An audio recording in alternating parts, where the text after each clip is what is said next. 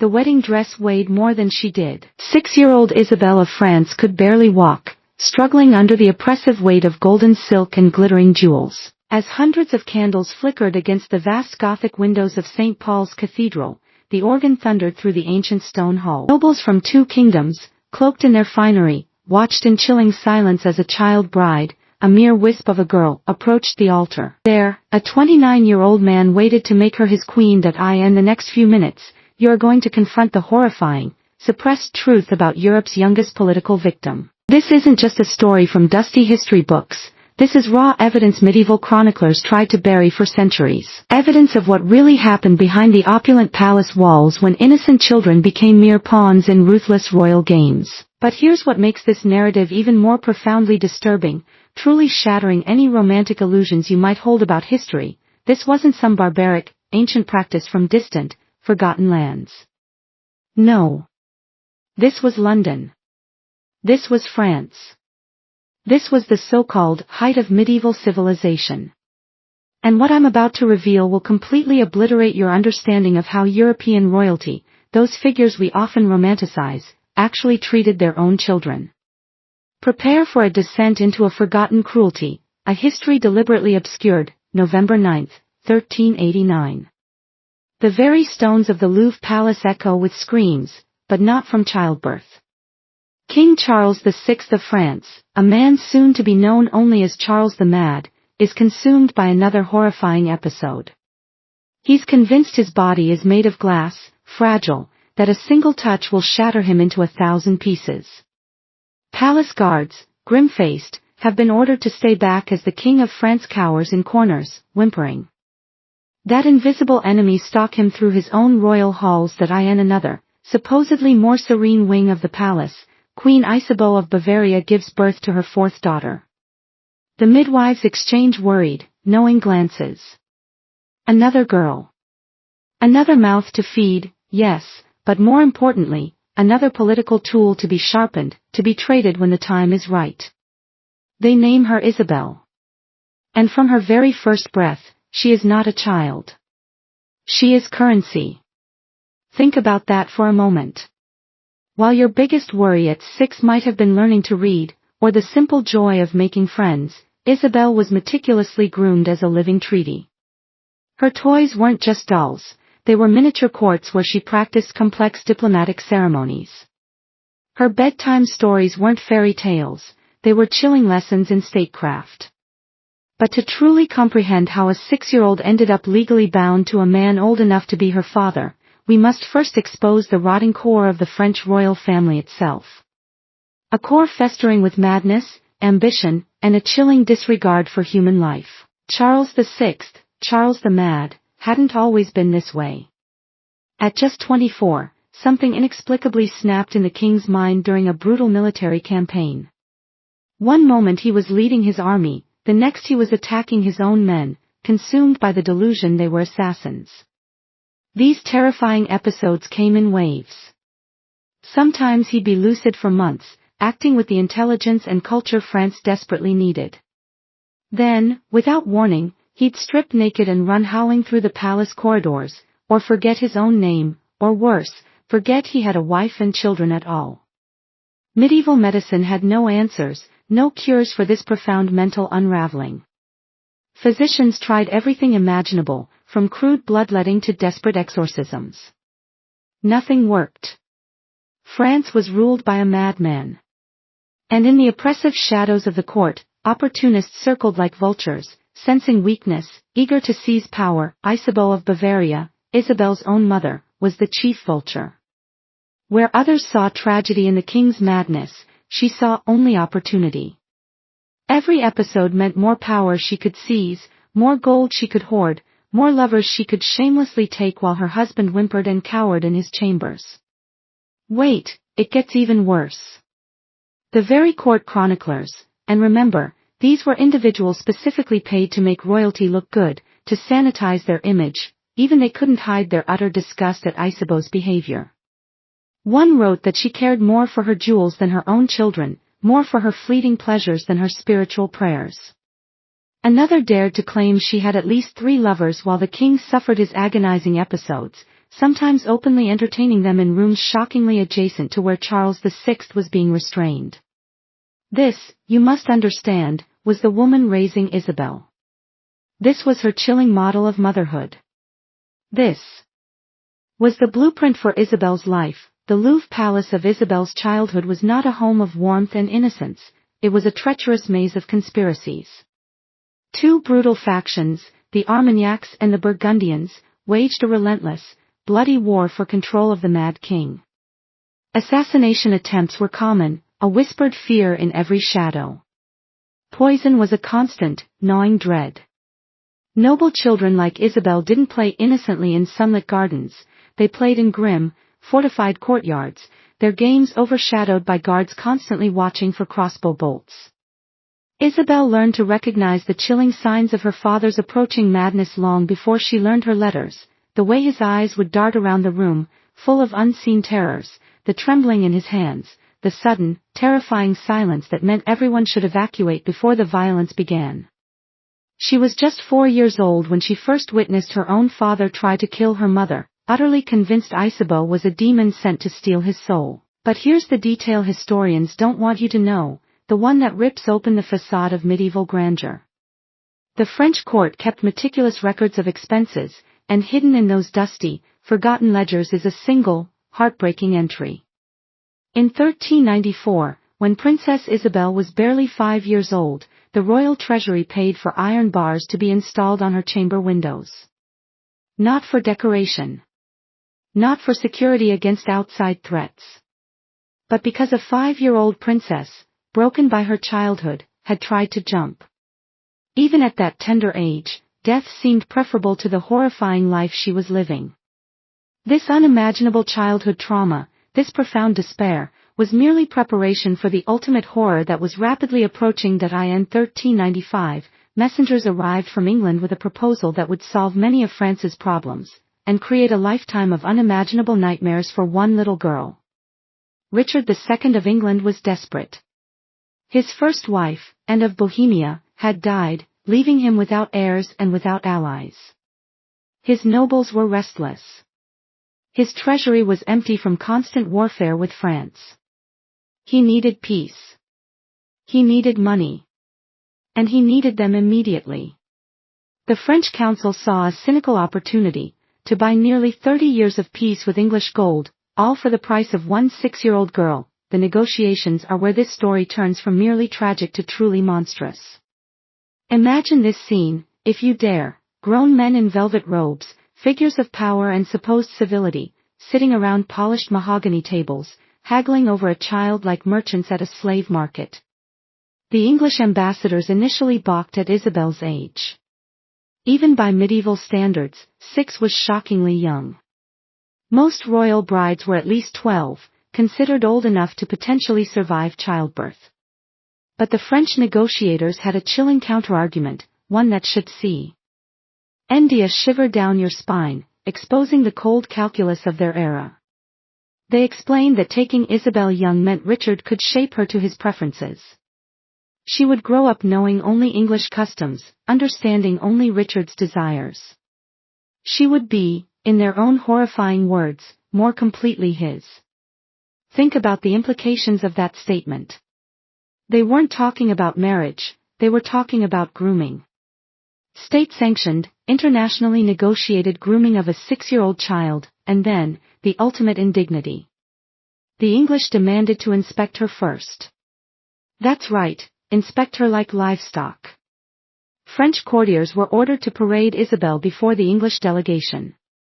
They examined her teeth, her posture, her hair. They made her walk back and forth to ensure she had no deformities, no physical flaw that might diminish her value. One English lord was even overheard commenting that she would ripen beautifully. She was 6 years old. The final, abhorrent deal was struck in the summer of 1396. France would provide 800,000 livres, an astronomical sum equal to nearly 2 years of English royal revenue. In exchange, Richard II would get Isabelle, a 28-year truce, and the return of captured French territories.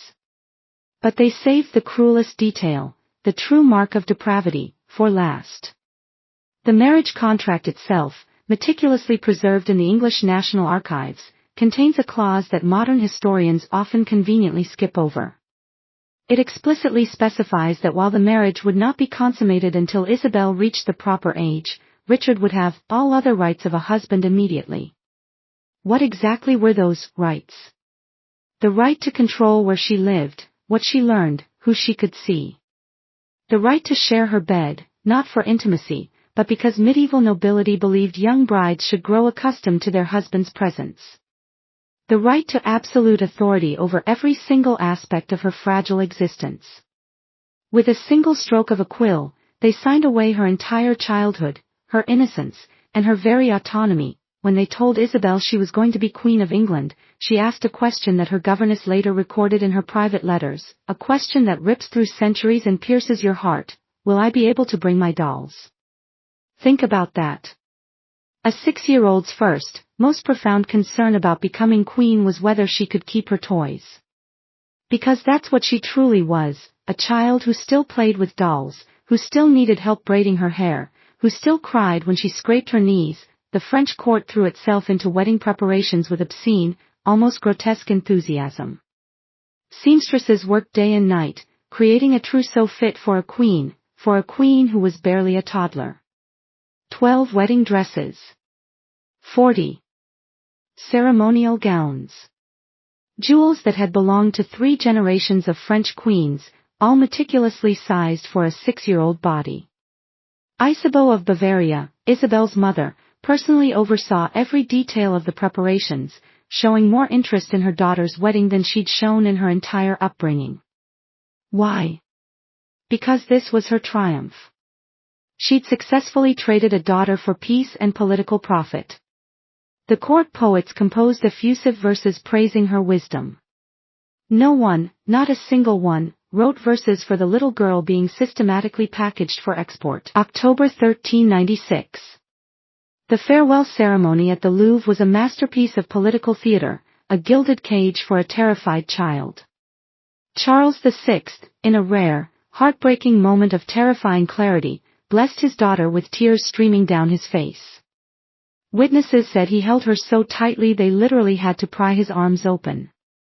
He whispered something in her ear that made her sob uncontrollably, a sound that haunted those present. We will never truly know what a mad king said to his 6-year-old daughter in their last moment together, but servants reported that Isabelle screamed for her father until her voice gave out. Long after the palace had faded from view, the journey from Paris to Calais took 2 weeks. 2 agonizing weeks of a terrified child being carried further and further from everything she'd ever known, from any semblance of comfort or familiarity. Her French attendants later testified that she barely ate, barely slept. She clutched a small wooden doll, her most cherished possession, until her tiny fingers bled from the pressure of her desperate grip. At Calais, the handover took place like a hostage exchange, which, if we're brutally honest, is precisely what it was. The English delegation had built a massive tent city on the beach. Silk pavilions stretched as far as the eye could see, each flying Richard's personal standard. Musicians played. Acrobats performed. It was a festival atmosphere, everyone celebrating except the 6-year-old prize at the very center of it all. The moment of transfer was precisely choreographed. French nobles walked Isabelle to the exact center of a measured field. English nobles met them there. Words were spoken in Latin, words Isabelle didn't understand. Papers were signed. Gold changed hands. And just like that, she belonged to England. But what happened next is where the sanitized, fairy tale version of history falls apart completely, revealing the true cruelty. The English escorts immediately separated Isabelle from her French attendants. Her governess, who'd raised her from birth, was sent back to France. Her beloved ladies-in-waiting were replaced with English women who spoke a language she didn't understand. Even her little dog, the pet she'd been promised could accompany her, was brutally taken away because Richard, her new husband, simply didn't like small dogs. They stripped away every familiar thing in her life in the span of a single, brutal hour. The journey from Calais to London was a blur of strange faces and incomprehensible words. The English tried to make it festive. Every town they passed through was ordered to celebrate their new queen. But imagine being 6 years old, utterly exhausted, profoundly terrified, and having strangers scream at you in a foreign language while church bells clang deafeningly and faceless crowds press in from all sides.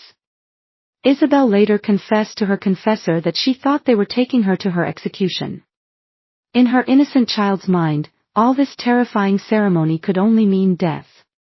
She wasn't entirely wrong. London, November 1396.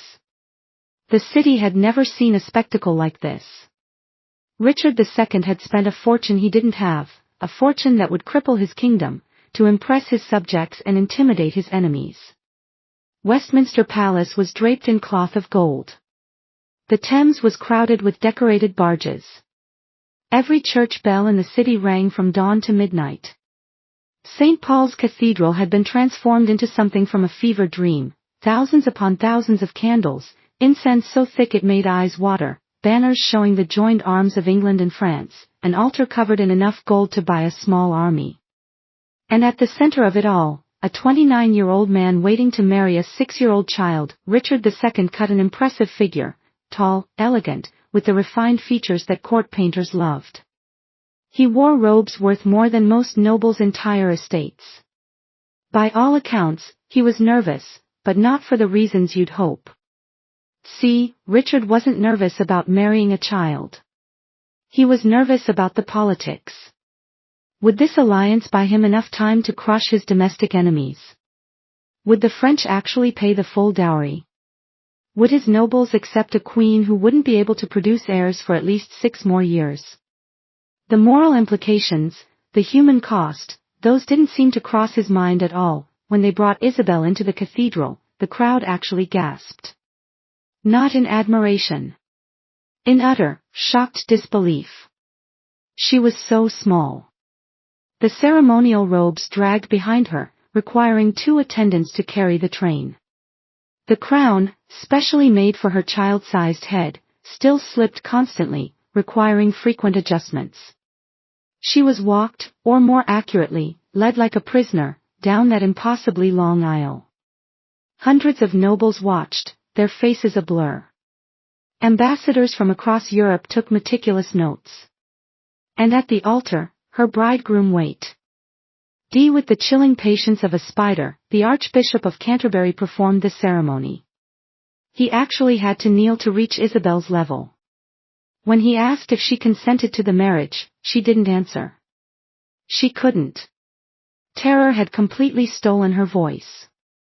An English lady-in-waiting had to prompt her, whispering the required words until Isabelle, finally, repeated them in a voice so quiet only those nearest could hear, "I will."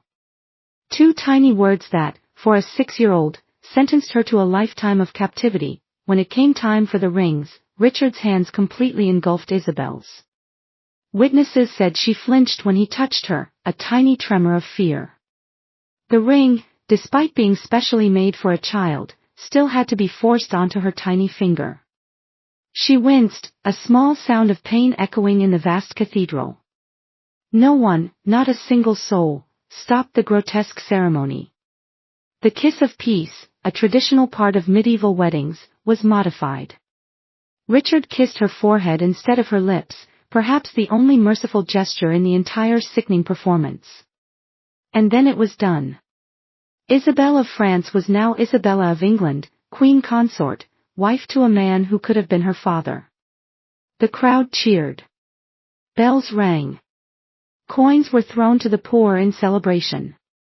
Meanwhile, a 6-year-old girl stood at the altar, tears streaming down her face, undoubtedly wondering why everyone was so joyful about the absolute worst day of her life. The wedding feast was held at Westminster Hall. 2,000 guests gorged themselves on courses that would have fed entire villages for months. Swans stuffed with peacock. Boars' heads decorated with gold leaf. Wines from across the known world. Entertainment included musicians, jesters, and a troupe of acrobats who performed death-defying stunts. Isabelle sat at the high table in a chair specially built to raise her to adult height. She didn't eat. She couldn't eat.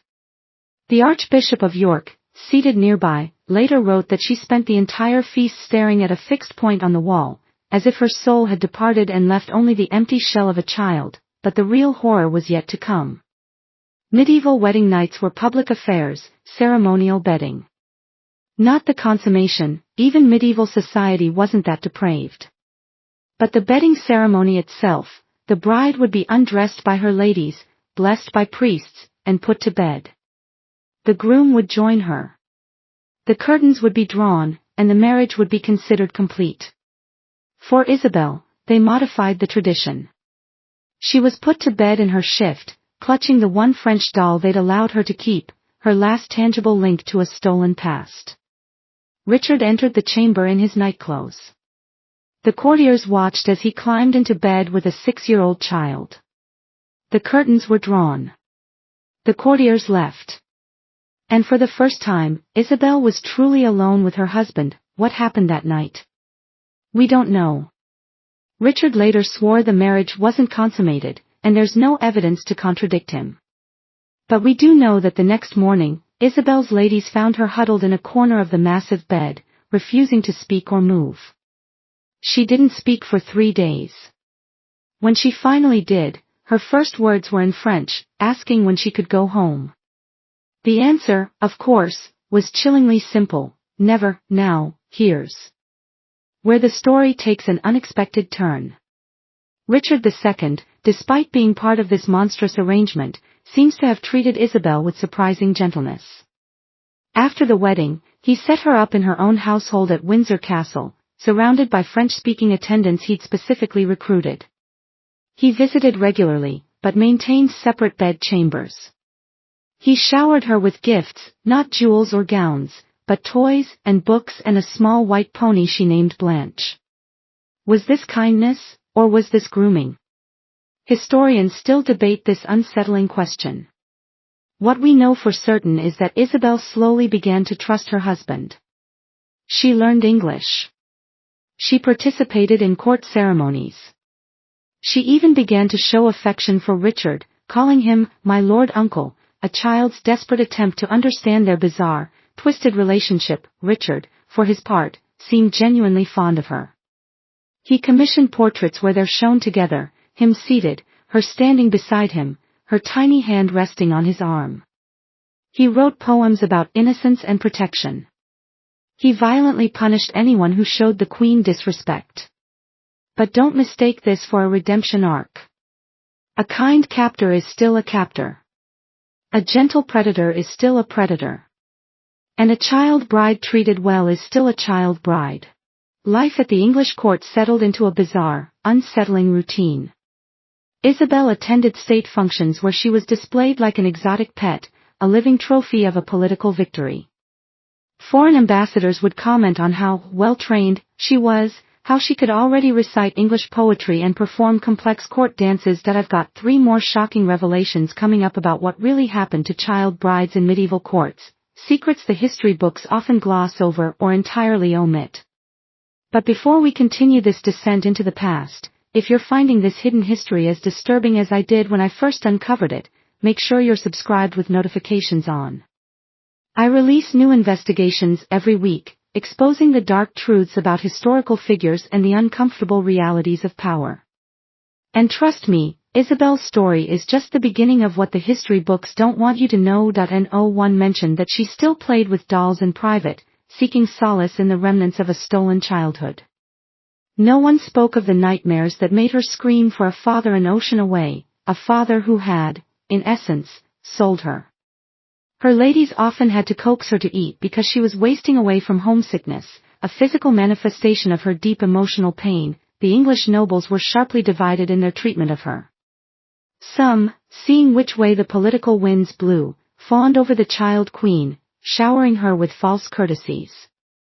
Others, resentful of French influence and the massive dowry that had effectively bankrupted the English crown, treated her with barely concealed contempt. One incident, recorded by a chronicler but often omitted from sanitized histories, truly shows the daily horror of Isabelle's existence. During a lavish state banquet, a drunk nobleman, emboldened by wine and a perverse sense of humor, made a crude disgusting joke about when the queen would be ready for breeding. The hall erupted in coarse, echoing laughter. Isabelle, not understanding the sexual implications but instantly knowing she was being mocked and shamed, burst into tears and fled the table, her small figure swallowed by the vast hall. Richard, in a rare display of protectiveness, had the nobleman flogged nearly to death. But he didn't stop the pervasive, cruel culture that made such jokes possible in the first place. Meanwhile, back in France, the situation was deteriorating rapidly. Charles VI's madness grew worse, consuming him entirely. Isabeau of Bavaria's corruptions grew bolder, her grip on power tightening even as the country fractured. France spiraled towards a brutal civil war, tearing itself apart from within. The 800,000 livres dowry, meant to secure lasting peace, was squandered within 2 short years on Richard's lavish building projects and failed military campaigns, leaving both kingdoms depleted. Isabelle, isolated in England, still received letters from home, heavily censored by English officials. She wrote back, her desperate plea surviving only in fragments. "I pray for you all daily," one reads. "I am well treated, but my heart remains with France." Another, even more heartbreaking, whispered her deepest fear, "Do you still remember me? I fear you have forgotten your Isabelle." She was 7 years old, already haunted by the specter of being completely forgotten by those who should have protected her. Then, in 1399, everything changed. In the span of a few bloody months, the entire political landscape was reshaped. Richard II's rule had grown increasingly tyrannical. He'd exiled or executed many of his nobles. He'd ruled without parliament, a cardinal sin against English tradition. He'd spent money England didn't have on projects England didn't need, alienating his subjects further. The final straw came when he illegally seized the lands of Henry Bolingbroke, Duke of Lancaster. Henry, a man of formidable will, raised an army. Richard's support evaporated like morning mist, leaving him utterly exposed. In August 1399, the king who'd married a child for power, who believed himself invincible, found himself a prisoner in his own kingdom. But think about the crushing implications of this for Isabelle. She woke up one morning as Queen of England, a child monarch in a foreign land. By nightfall, she was a 10-year-old widow. Richard was taken to Pontefract Castle, a dark, foreboding place, where months later he would die under mysterious, violent circumstances, starved to death, some whisper, murdered with an axe, say others. Isabelle wasn't allowed to see him. She wasn't allowed to say goodbye to the man who had been her captor and protector, her nightmare and her only constant friend in a terrifying new world. The last time she saw her husband, he was being dragged away in chains while she screamed his name until her throat was raw. Now she belonged to a new king, Henry IV, who saw her not as a child to protect, but as a thorny political problem to solve. Henry IV faced a cruel dilemma. Isabelle was still Queen of England in the eyes of the law, a dangerous symbol for his shaky new reign. The massive French dowry had already been spent. Sending her home meant returning money that no longer existed, bankrupting his nascent treasury. Keeping her meant housing and feeding a living, breathing reminder of the previous regime, a constant threat to his legitimacy. His solution was as cold and calculating as it was practical. Isabelle became a prisoner at Havering Palace. They didn't call it imprisonment, of course. She was an honored guest, who just happened to be forbidden from leaving the grounds, from receiving uncensored letters, from having any French visitors who might stir up trouble. For 3 agonizing years, from age 10 to 13, she lived in gilded captivity. Think about that, years when children should be learning, growing, playing, discovering the world. Isabelle was a political prisoner in a foreign country that had, in essence, murdered the only person there who'd shown her a flicker of kindness. The letters she wrote during this period are heartbreaking, buried deep in archives, often dismissed by historians as unimportant. But they reveal the raw pain of a child slowly losing hope. "I am forgotten by all," she wrote to an aunt, her words thin with despair. "I speak to the walls in French so I do not forget the sound. I dream of home but wake to prison." Another letter, desperately addressed to her mad father, "They tell me you are ill again. I pray for your recovery. I pray you remember you have a daughter in England who loves you still." But the most devastating letter was never sent. It was found hidden in her chambers after she finally left, a silent testament to her enduring grief. It was addressed to Richard, her dead husband. "My lord, they say you are dead, but I do not believe it. You promised you would protect me always. I wait for you still. Your Isabelle." A 13-year-old girl, imprisoned and alone, clinging to the ghost of a dead man to save her. That is the cold, brutal reality English politics had created.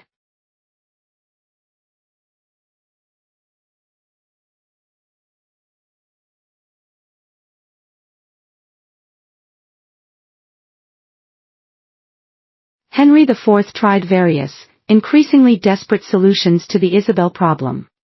First, he proposed she marry his own son, the future Henry V.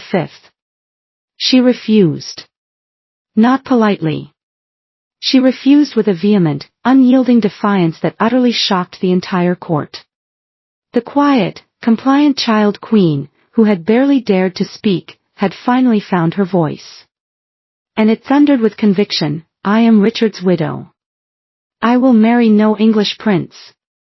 Imagine the courage that took, a 13-year-old girl, imprisoned and utterly powerless, openly defying a king who had already killed one monarch.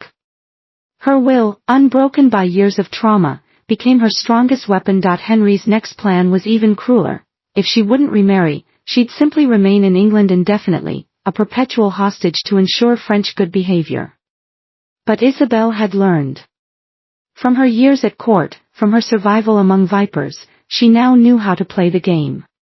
She smuggled letters to France through sympathetic servants, finding allies in unexpected places. She feigned illness to gain access to French-speaking physicians who could carry her secret messages. She used her status as Dowager Queen, her perceived weakness, to demand certain privileges, then ruthlessly used those privileges to build a clandestine network of supporters. This was no longer a passive princess waiting for rescue. This was a fiercely determined teenager who had survived 2 kings and was utterly resolute in her mission to survive a third. Finally, the French court, pressured by Isabelle's increasingly desperate, smuggled letters and needing to save face on the international stage, formally demanded her return. Negotiations dragged on for 2 more agonizing years.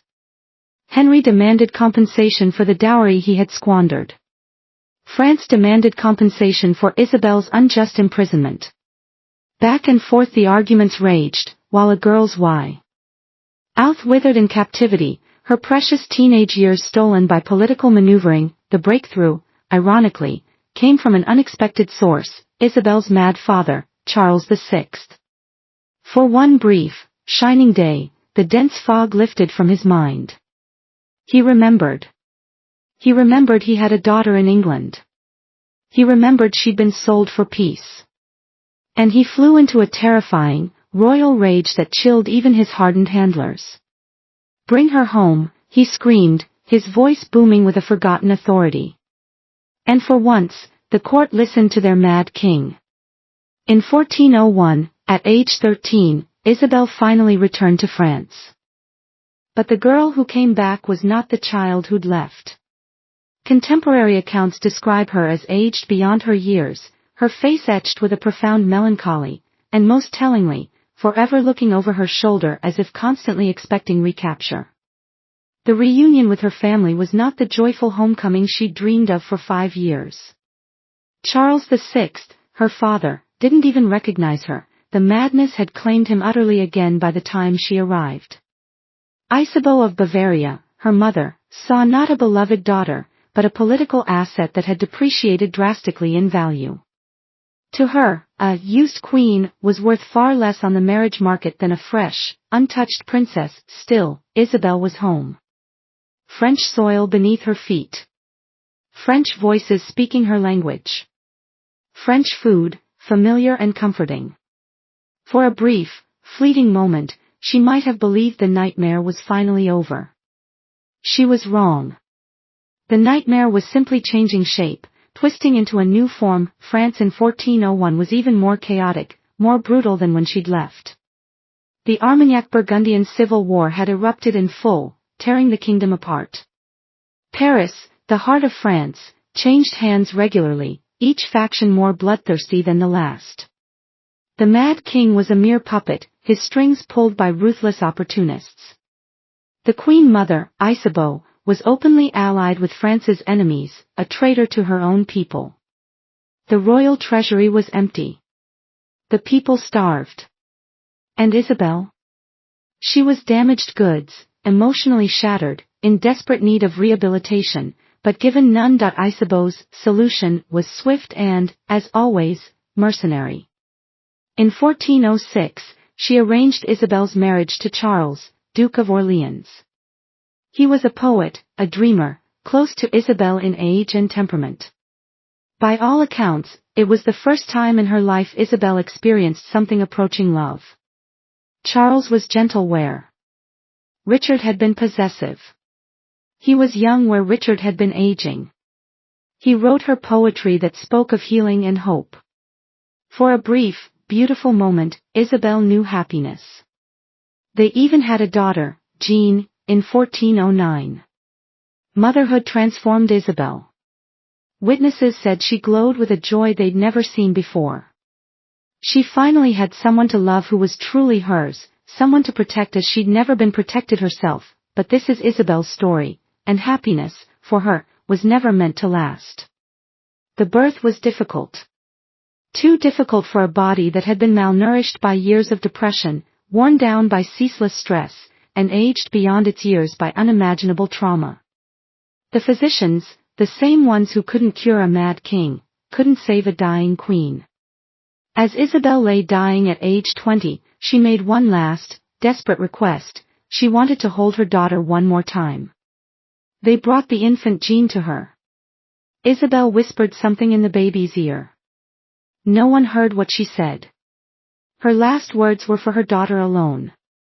She died on September 13, 1409, at just 20 years old. A queen twice over.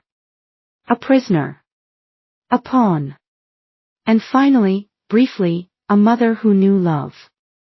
The court chronicler spent exactly 3 agonizing lines on her death. 3 lines for a woman who'd been sold at 6, widowed at 10, imprisoned until 13, and dead at 20. 3 lines that focused solely on the political implications of her demise, completely ignoring the profound human tragedy of her shattered life. But we know the truth now. It's hidden in dusty archives, whispered in private letters, scrawled in the margins of official histories where scribes, daring to defy the narrative, sometimes told the truth. We know what was truly done to Isabelle of France. She was not a princess in a fairy tale. She was a child sacrificed on the cold, hard altar of politics. Her suffering was not noble or meaningful, it was preventable cruelty, meticulously dressed up in silk and called diplomacy. Every time we romanticize the medieval period, every time we sigh over fabricated tales of chivalry, knights, and courtly love, we are actively erasing victims like Isabelle. Children who were bought and sold. Women who were traded like livestock. Human beings whose entire existence was brutally subordinated to the cruel games of powerful men. The proof is overwhelming, undeniable. The wedding contracts that specify the ownership of a child, the financial records detailing the precise price paid for a 6-year-old girl, the heart-wrenching letters begging for freedom, the testimony of terrified servants who witnessed her tears, the medical records of a young body broken by a lifetime of trauma. This was not an anomaly. Isabelle's story was horrifyingly repeated hundreds of times across medieval Europe. Think of Margaret of Anjou, married at 15. Philippa of England, tragically betrothed at age 1. Countless girls whose names we don't even know because they weren't deemed important enough to record. But Isabelle? We remember. Not because her story was unique in its cruelty, but because enough fragments survived for us to piece together the truth. She stands for all of them. All the children sacrificed for their parents' ambitions. When you see medieval romances on screen, remember Isabelle crying for her father as she was forcibly carried to England. When historians talk about the glory of chivalry, remember a 6-year-old asking if she could bring her dolls to her own wedding. When people romanticize arranged marriages as merely a product of different times, remember a 20-year-old dying, her body broken by a lifetime of being owned, never truly belonging to herself. Isabelle of France was murdered. Not with a sword or poison, but with politics. Not in a single, swift blow, but across 14 years of systematic, soul-crushing destruction. Her childhood was murdered at 6. Her freedom was murdered at 10. Her hope was murdered at 13. And finally, her body gave up at 20. She left behind a daughter, Jean, who would grow up to face her own political marriage, her own reduction to currency in the endless games of powerful men. The cycle continued because that's what cycles do when no one stops them. But we can stop romanticizing them. We can call them what they were, child abuse sanctioned by church and state. Human trafficking dressed up in elaborate ceremony. The systematic destruction of innocence in the name of power. The next time someone tells you about the romance of medieval times, tell them about Isabelle. Tell them about the 6-year-old bride who paid for peace with her stolen childhood. Tell them about the letters begging to come home. Tell them about the 20-year-old who died never having lived a single day for herself. That's the real medieval period. That's the truth behind the castles and crowns. That's the horror we've spent centuries trying to forget. But Isabelle deserves to be remembered. Not as a queen. Not as a political symbol. But as a child who should have been protected and wasn't. As a girl who should have been loved and was instead sold. As a woman who found love too late to save her. Her gravestone reads, Isabelle of Valois, Queen of England, Duchess of Orleans. It should read, Isabelle, victim of a world that saw children as property. She was 6 years old in a wedding dress that weighed more than she did, and nobody saved her. That's the horror that should haunt us. Not ghosts or monsters or things that go bump in the night, but the terrifying reality of real people doing unconscionable things and calling it civilization. Isabelle of France. Remember her name. Remember her story. And remember that the only thing necessary for such evil to flourish is for good people to look away.